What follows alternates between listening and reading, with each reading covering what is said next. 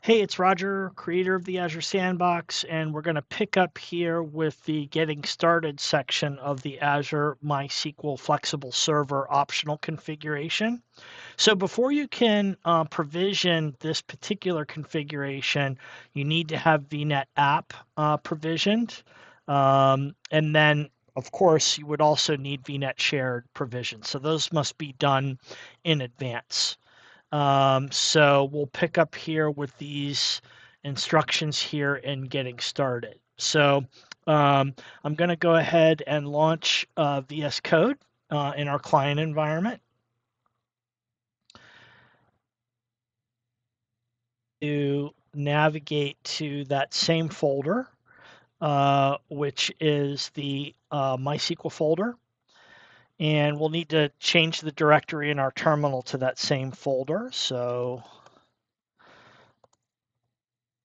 and if I do a directory of that, you can see the files line up here to the ones that are in my Explorer view, so I know that I'm in the right place. And the other thing that I need to do is set up my service principal secret.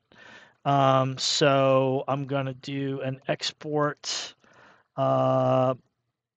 tf underscore var arm client secret equals. Okay. And we are ready at this point to run Bootstrap. So the first thing Bootstrap does is it pulls some configuration data from these other two state files, the state file for VNet shared and the state file for VNet app. So those were provisioned, in advance, and we can simplify our configuration by pulling some data from those two. And the only optional value I have here in Bootstrap is what I want to name my test database. So I'll go with the default here of testDB. And Bootstrap runs really quickly. Basically, it just goes out and retrieves the value of a couple of secrets, and it creates our terraform.tf file. So you can see that's now available here, and we echo that out to the console.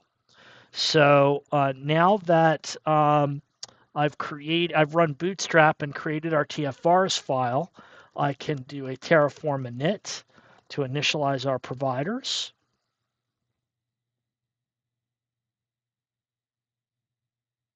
And we can do a Terraform validate to validate that our configuration is syntactically correct, which it is. And I could do a Terraform plan to have Terraform tell me what would be provisioned if I applied this configuration. So if we were to apply this configuration, it would basically add 5 new resources, including a flexible server, a database on that flexible server, a private endpoint, an A record for that private endpoint, and then this random ID is just used to create a random name for our flexible server. So those are the different resources. So we're expecting 5 resources to get provisioned. So I'm going to go ahead and apply this plan.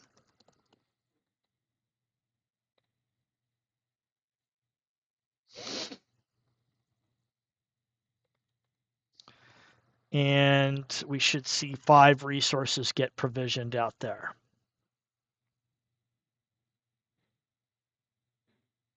So it will take the MySQL Flexible Server about 5 minutes to provision. So I'll jump back in.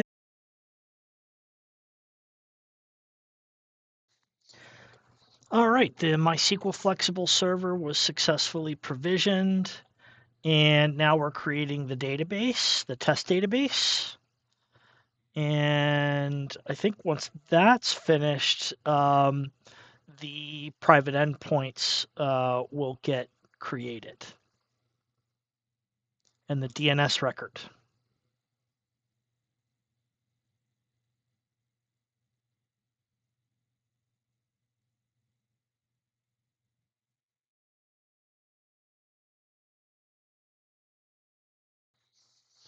All right, it took about 3 minutes and 40 seconds or so for the private endpoint to provision, and then the A record got created in our private DNS zone. So you see here the plan applied successfully, and we added 5 resources, which is exactly what we were expecting.